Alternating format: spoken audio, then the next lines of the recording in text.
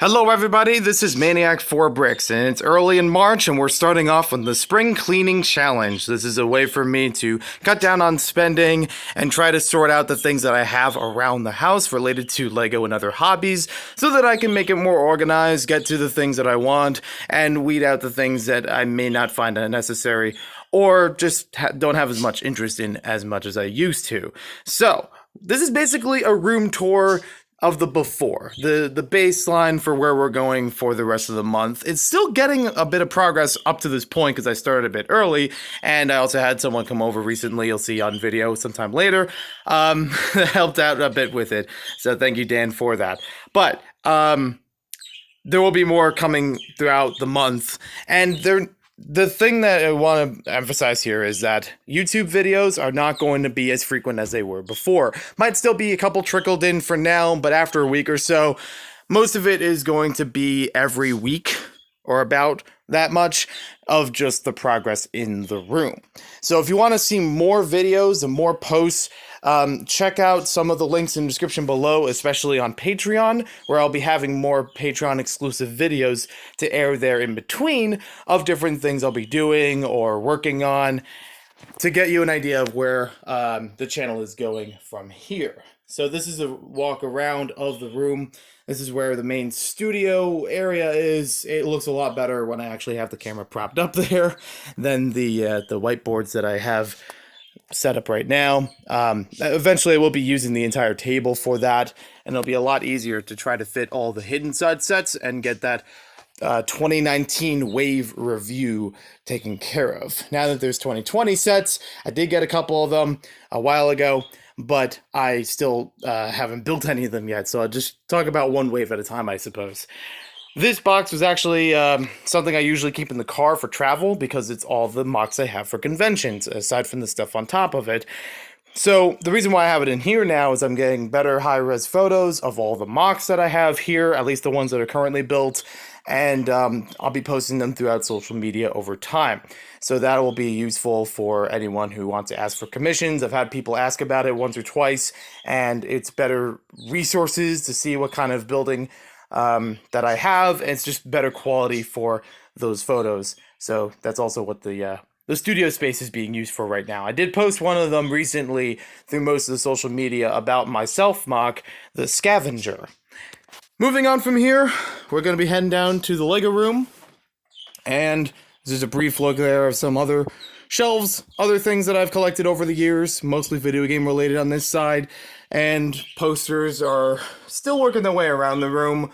I still have a few more to find. I need to find a Finding Nemo poster, ironically. Fit that up there, maybe a couple more Lego posters or other movie posters in general, but no problem so far. It's still a walkable space, believe it or not, and only a couple things need to be moved around if I need to really reach to a far corner. Now moving down from here, we have the Lego room, which the last time I showed on camera was not walkable. There was very minimal room, it couldn't reach from end to end, and this time around, it's gotten a lot better. It doesn't have a lot of change from right at the staircase, but you can already see some carpeting in here, so we're back again and able to move around more in the room, which will mean more cleaning, which will mean more sorting, which will mean more things I can build. And this is also in preparation for April, which is going to be busy from end to end of different things I'll be going to. So, moving through here, the first thing I want to note is that there is a Nerf wall. This is a Nerf workshop, makerspace kind of thing. But the table for it is going to also be used for Lego building. So I can alternate between Nerf and Lego seamlessly of just clearing this space, having the Nerf stuff put underneath in the project bins, and then I could build on top of here. Set up a camera, use it for live streaming. I did that for a lot of the Advent Calendar videos, recording them here. And anything that I still need to work on will still be worked on. If I need to, I do have another table space technically, but I still need to clear off a lot of things on here, like some sets I need to break down and store away that I don't need as much anymore. Not that I'm getting rid of all of them, but there are some that may go out at some point or just be put away where I can, reach for them later. Especially with Agents, I need to do a big video for that. Pharaoh's Quest, I need to do a video for that, but I'm not ready for those sets yet. I have plenty other things to go for first. And I thought it would be funny adding the Lego Movie mask on Sweet Mayhem. That's the buddy pillow version, not the plush version. Yeah, she looks a little creepy without the pupils. Anywho, a couple drawers over there with different parts that have been sorted out. Not necessarily an order to them, but they're enough that you can tell, oh, there's the 2x2s, there's the plates, there's the bricks. Not complete for any case whatsoever, just kind of like going through a bag or so, or pick-a-brick cups of them and just sorting them immediately. So it'll get better over time. Whole bunch of Hot Wheels in there as well that'll be moved out. Most of the Hot Wheels have been stored upstairs in my room. Whole bunch of shelves here. For those who haven't seen before, I like to keep some Lego sets together and put them in displays, but I rotate those displays every so often for different themes. So usually this whole area would be related to licensed themes, and normally it would be a superhero themed thing on top, the miscellaneous in the middle, basically between these two shelves, and then a Star Wars one on the bottom. The one underneath, it would be used for storing some sets, especially seasonals. For now, I'm gonna reduce, because before I had 2 of these for Star Wars, and I thought that was too much, so I reduced it down to 1. It's going to be a Mos Eisley, Tatooine kind of setup, so I got some of the stuff here, some of the stuff elsewhere, and I'm gonna match them all together. Also gonna fit the Millennium Falcon into there, so it's gonna move around from where that other shelf was.